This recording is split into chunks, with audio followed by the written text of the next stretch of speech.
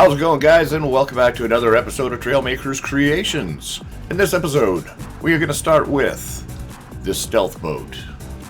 That's right, it's not a sub. It don't go underwater. You can see inside there's actually using the jet seat. So if I go underwater, I will get ejected.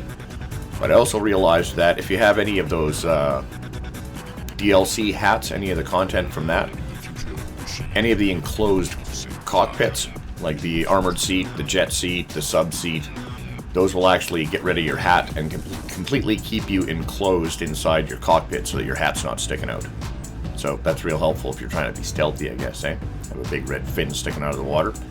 So this stealth boat here actually has no moving parts other than the propellers that are glitched inside the body. It has no moving parts, uses simply seat steering, spacebar for thrust, W and S for up and down, I guess, but not like you want to go down or up. Just stays on the surface, super low profile, hard to hit, hard to shoot. Now it looks pretty cool too. Complete glass cockpit. And like I said, no moving parts. As far as steering, it's just seat steering. It actually has fairly decent steering because it is the jet seat, so it has air control or seat control. So that's another great use for the glitch. You can see most of it's underwater, completely flat. Nothing sticking out, can't see any propellers anywhere. So let's go up onto the carrier and have a look at how this sucker was put together. So that's what it looks like completed. As you can see, you can't see any of the propellers or anything. Everything's enclosed. Go into build mode.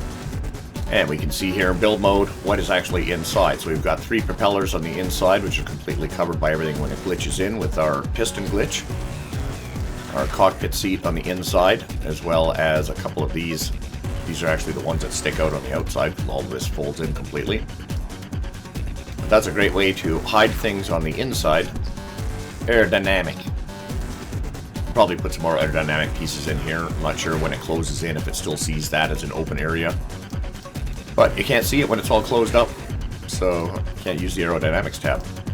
So that's the stealth boat that will be uploaded to the shop. If you want to check that out, dissect it, and build one yourself. Or build something even cooler. Alright, let's take a look at our next build, shall we? Alright, our next build here that we're going to take a look at is called the Battle Dog. Now, only because it's shaped like a dog, not because it looks like a dog. It's like an alien dog or a machine dog or something. But it is a war dog, so it's a hellhound, a battle hound. But basically, it's fully automated. There are no controls for it. You spawn it in. Again, seat steering to some point. You can turn them a little bit. A couple of small cannons up front here triggered by these sensors. So he attacks whenever he gets close to something. He's got automated, like a jumping or a running kind of pattern. Lots of loose hinges here in the tail. Some servos for stability so he doesn't flop over sideways all the time. There's one here at the neck and one here on his butt. And our jet seat, and of course you got a little belly there. He's got a weird looking alien face. Nice little chrome head. And when you spawn him in, he just starts bouncing and then just starts going in a straight line and attacks anything that gets in front of him. So let's spawn him in. You can see he does his little bouncy. You can jump in him like this and try and steer him towards this. He's got some servos on the sides as well for stability so he stays upright. Those constant spinning servos like that, they don't keep you stable, they simply remove any of the small movements. They make flipping over or tipping more difficult. There's more resistance because of that gyroscopic force. So let's see, if we spawn him in next to, let's say, those barriers. I love that floppy tail, eh? You gonna go get a container? There you go. Get it! You can see no explosion so he doesn't blow himself up. But up against something solid, like say if we were to build in, say if we had something like this that had mass. It's actually a magnetic rail system, maglev system I was working on. Come here, puppy dog. Oh, really, one shot.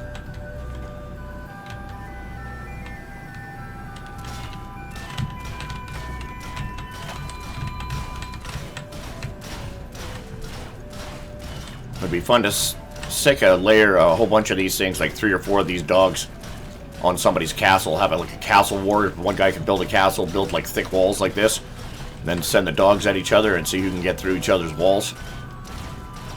It's an idea. You can see he will eventually work his way through. Very determined. Oh yeah, or he just gives up. Yeah, that's the battle dog. That'll be on the shop. Just an automated runner, walker, dog, shooty McThingy. Alright, let's head over to the carrier again and take a look at our final build. Alright, so our final build for this video is going to be the fire air hockey table. Check it out. Someone in the comments gave me a suggestion to try and build an air hockey table using the wheel glitch, the sideways wheels. So here's our crazy puck, our fire puck.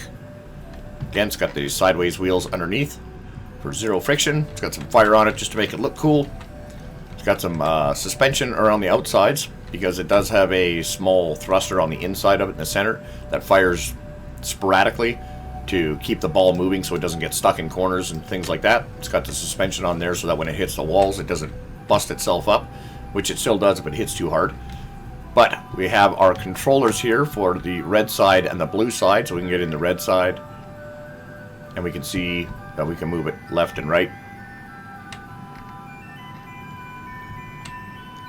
And W gives us a push. We have a pusher on there. And of course we need someone to launch or start the game. I don't have anybody on the other side to play, so I'll just give you an example of how it actually works. So spacebar or number 1 releases the puck. Get. So as you can see, it'll fire randomly if it's against the wall and it'll rotate itself. So it's kind of got a random movement to it, which keeps you on your toes. So the whole idea, again, as far as to score, is you want to try and get the puck behind the other guy's controller because there's sensors. There's a row of sensors there. Let's see if we can get it to go in there. And then my red tower with the fire on it will explode and give me a nice little shower. Boom! And that is a point for blue. Oh, now it's going to go over and do the blue one. Perfect. Oh. Okay. Well, see? So the ball will keep moving itself slowly even if no one's hitting it. So it doesn't end up getting stuck in the corners. Oh, it's not going to go back there. I don't know if there's some kind of advantage to being on one side or the other. Get. Yep, 2-player minigame. Air hockey table. Works actually pretty good, except that once those explode, now those fire pots stay stuck there in the arena. They become like obstacles for the puck. That's okay. Maybe that's how we do it. So, unfortunately, in order to get the explosions back, you need to rebuild. Oh, and there's our puck outside the arena. It's alright, we don't need that one. Push! Push! There you go. Get back there, get back there. Go, go, go. Blow it up. Blow it up. Go get it.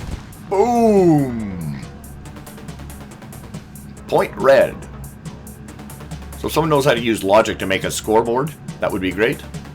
And maybe set those up so that the explosions only happen, you know, like the first one to 3 or the first one to 5. And just have them blow up individually, like 5 stands like that.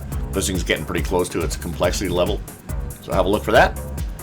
And I think that's where we're going to leave this one. Thanks for watching, guys. Really appreciate you guys tuning in.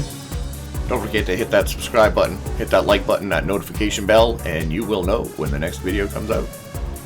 Alright, we'll see you in the next one, guys. Ciao.